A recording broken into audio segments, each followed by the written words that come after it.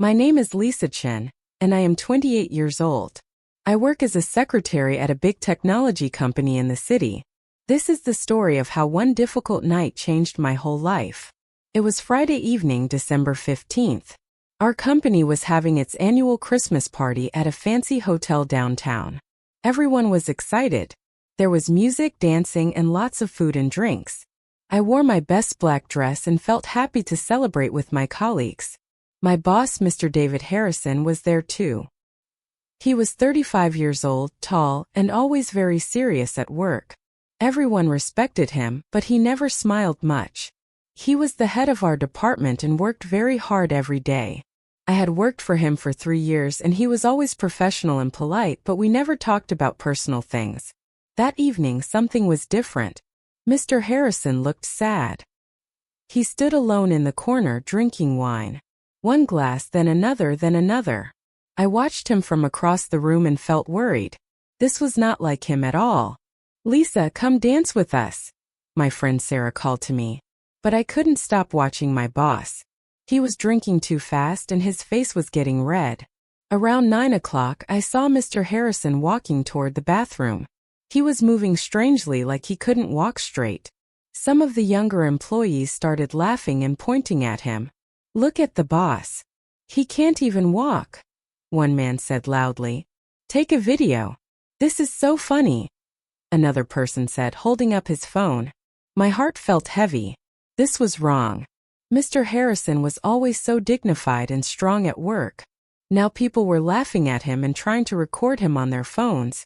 I knew that if those videos went online, it would be terrible for his reputation and career. I made a quick decision. I walked fast across the room and stood between Mr. Harrison and the people with phones. "Please don't do that," I said firmly. "Put your phones away. This is not right." "Oh, come on, Lisa. It's just for fun," someone said. "No," I said strongly. "He is still our boss. We should respect him." Some people looked embarrassed and put their phones away. But Mr. Harrison was getting worse. He could barely stand up now. "Mr. Harrison," I said gently, touching his arm. "Let me help you. You need to go home." He looked at me with confused eyes. "Lisa? I don't feel good." "I know," I said softly. "Come with me. I'll take care of you." I put Mr. Harrison's arm around my shoulders and helped him walk out of the hotel. It was difficult because he was much taller and heavier than me. The cold December air hit our faces as we went outside. "Where do you live?" I asked him. He mumbled an address that I could barely understand. I called a taxi and helped him get inside.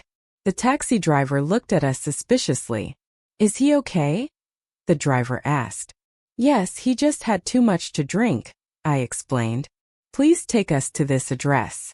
During the taxi ride, Mr. Harrison leaned against the window with his eyes closed. I sat next to him, feeling worried and tired. My feet hurt from my high heels and my dress was wrinkled. But I couldn't leave him alone like this.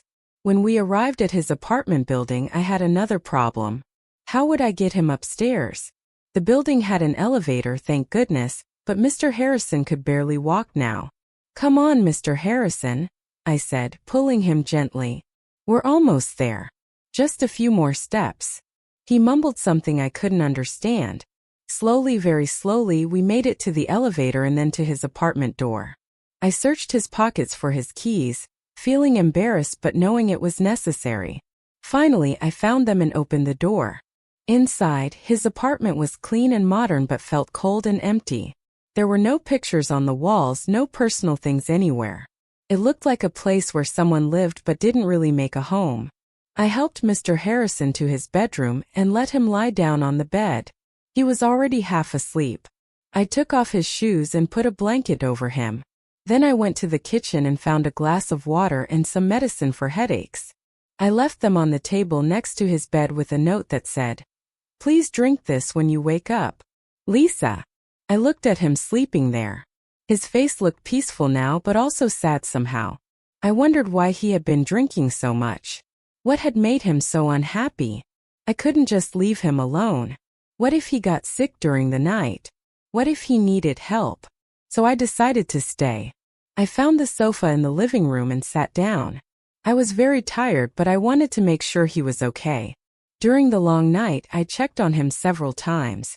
Once he seemed like he might be sick, so I helped him to the bathroom and waited outside. It was not a pleasant experience, but I couldn't abandon him. Finally, around 3 o'clock in the morning, I fell asleep on the sofa, still wearing my party dress and uncomfortable shoes. I woke up to the sound of someone moving around. Sunlight was coming through the windows. For a moment I forgot where I was. Then I remembered everything. I sat up quickly and saw Mr. Harrison standing in the doorway of his bedroom. He was wearing different clothes now. A clean t-shirt and pants. His hair was wet from a shower. He looked at me with wide eyes, clearly shocked to see me in his apartment. "Lisa," he said quietly. What are you doing here?" I stood up, feeling embarrassed. My dress was wrinkled, my hair was messy, and I probably looked terrible. "Good morning, Mr. Harrison," I said nervously. I brought you home last night. From the party. You had too much to drink, and I wanted to make sure you were safe." He stared at me for a long moment. Then he closed his eyes and put his hand on his forehead. "Oh no," he whispered. I remember everything." My heart started beating fast. "Everything?" "Yes," he said, opening his eyes and looking directly at me. "I remember being at the party. I remember drinking too much. I remember people laughing and trying to take videos. And I remember you. You stopped them. You helped me. You brought me home and took care of me." His voice became very quiet. "I even remember being sick and you were there helping me. Lisa, I am so sorry. I am so embarrassed. You shouldn't have had to do that." I didn't know what to say. "It's okay, Mr. Harrison. I couldn't just leave you there. People were going to record you and put it online. It would have been bad for your career. You protected me," he said, and his voice sounded emotional. "You gave up your evening, your party, to help me. Why?" "Because it was the right thing to do," I said simply. "And because I could see that something was wrong. You're not usually like that. I was worried about you." Mr. Harrison sat down on a chair and looked at the floor. "You're right. I'm not usually like that. Yesterday was a very difficult day for me." He was quiet for a moment, then he continued. 5 years ago I was married. My wife's name was Jennifer. We were very happy. But 3 years ago, on December 14th, she died in a car accident. Every year on that date, I remember and feel terrible sadness.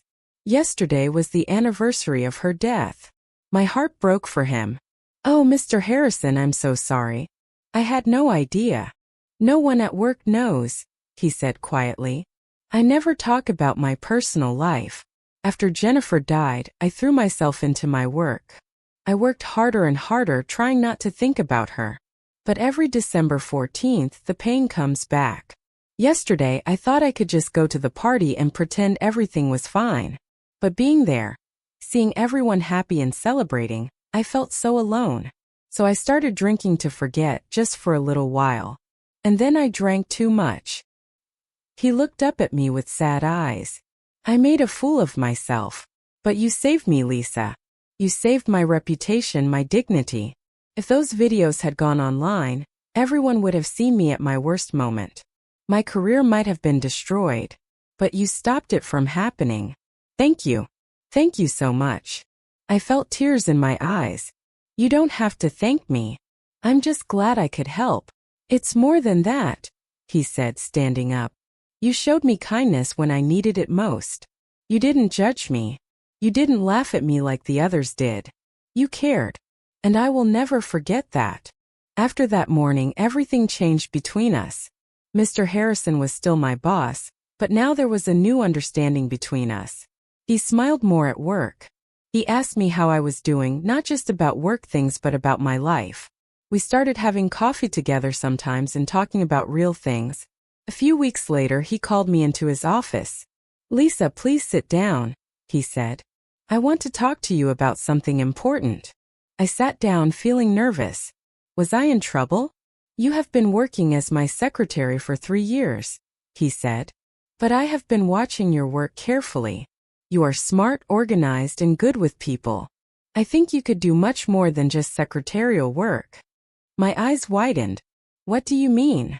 I want to promote you, he said with a smile. I want you to become the assistant manager of our department. It means more responsibility, more money, and more opportunities to grow in your career. What do you think? I couldn't believe it. Really? Mr. Harrison, I don't know what to say. Say yes, he said warmly. You deserve this, Lisa. Not because of what you did for me that night, but because you are truly talented and capable. I should have seen it before. Yes, I said, feeling joy fill my heart. Yes, thank you so much. Over the next few months, I worked hard in my new position. Mr. Harrison taught me many things about management and leadership. We worked together closely every day. Slowly, I began to see a different side of him. The serious, cold boss I had known before was actually a kind, thoughtful man who had been hiding his pain behind a professional mask. One evening in March, we were working late to finish an important project. Everyone else had gone home. We ordered food to the office and ate together while working.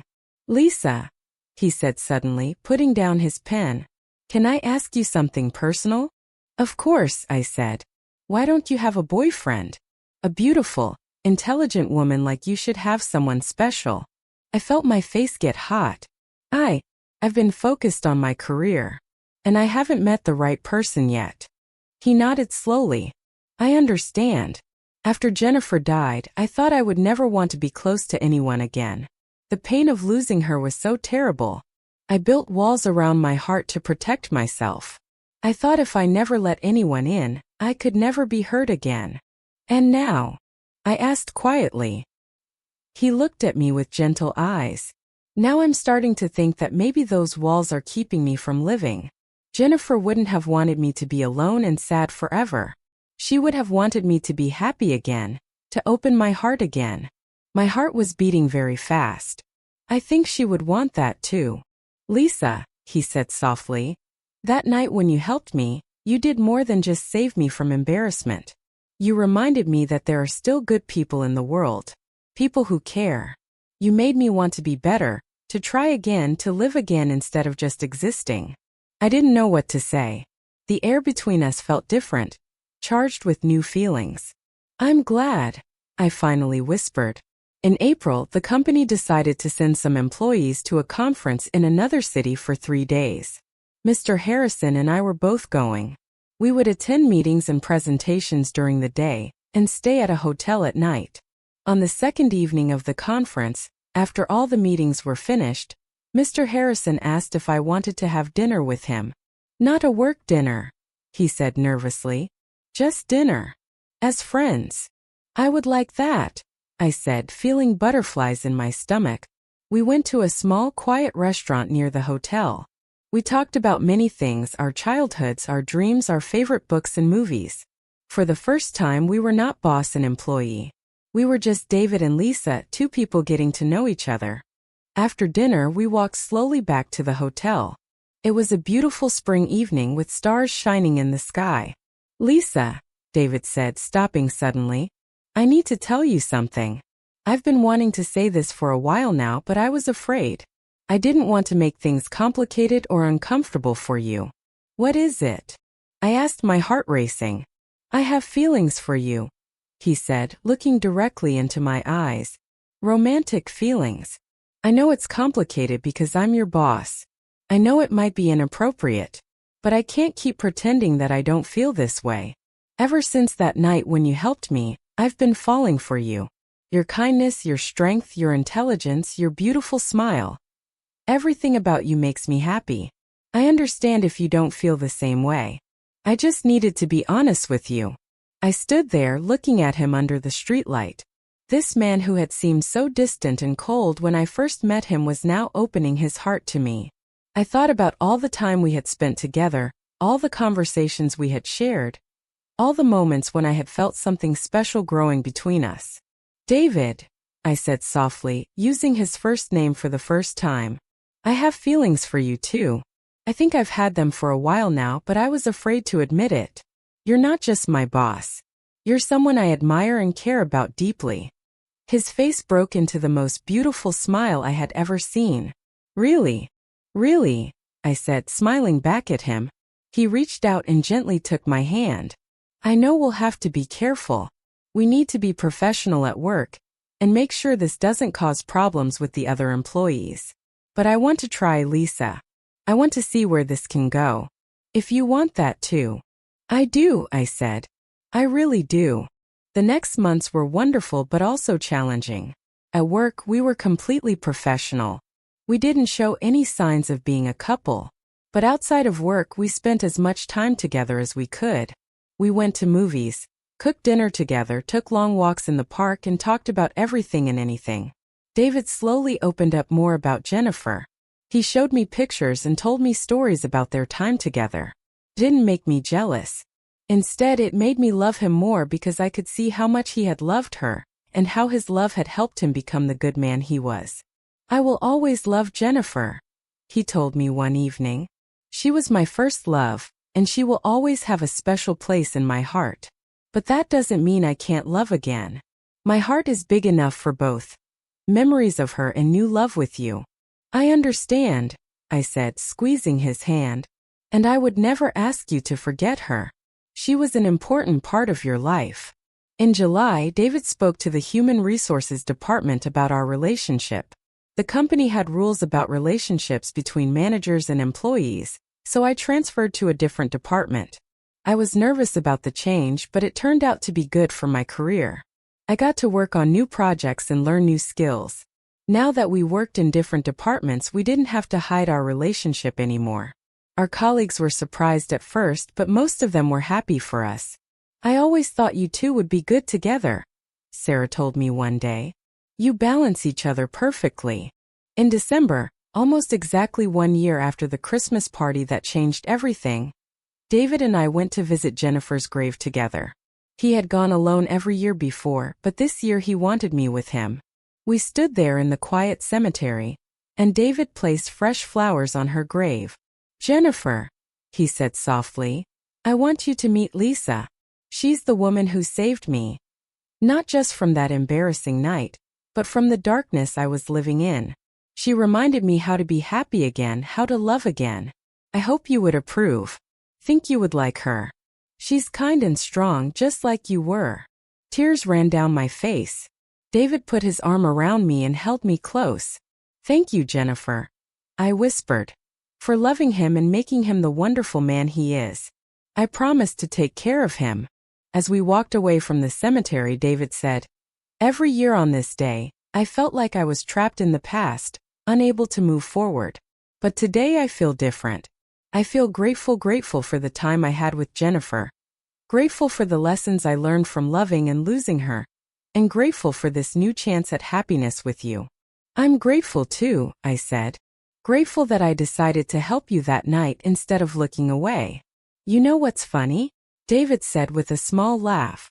"If I hadn't drunk too much that night, if I hadn't embarrassed myself, if you hadn't helped me, we might never have gotten close. The worst night of my life led to the best thing in my life, you." On a snowy evening in February, almost 14 months after that fateful party night, David took me to the same hotel where the Christmas party had been held. I was confused when we arrived. "Why are we here?" I asked. "You'll see," he said with a mysterious smile. He led me to the same room where the party had happened, but now it was empty and quiet, with only candles lighting the space. Soft music was playing. "Do you remember this place?" he asked. "How could I forget?" I said. "This is where everything started. This is where you saved me," he said, taking both my hands in his. "And now I want to come back here to start the next chapter of our story. Lisa-chan, you are the most amazing woman I have ever met. You are kind, brave, intelligent, and beautiful. You saw me at my worst moment and didn't turn away. You helped me when I needed it most without asking for anything in return. You taught me how to live again, how to love again, how to be happy again. I want to spend the rest of my life with you. Will you marry me?" He got down on one knee and opened a small box, showing me a beautiful ring. I couldn't speak. Tears of joy filled my eyes. Finally, I nodded and whispered, "Yes. Yes, David, I will marry you." He stood up and put the ring on my finger, then kissed me gently. We held each other in that empty room, the same room where our story had begun, now the room where our future together started. "I love you, Lisa," he said. "I love you too, David," I replied. As we stood there together, I thought about how one decision, one choice to help someone in need, had changed both of our lives completely. That night, I had saved my drunk boss from trouble. But in saving him, I had also saved myself. From a life without true love, without deep connection, without this incredible happiness. Sometimes the hardest moments lead to the most beautiful futures. Sometimes helping someone else helps you find yourself.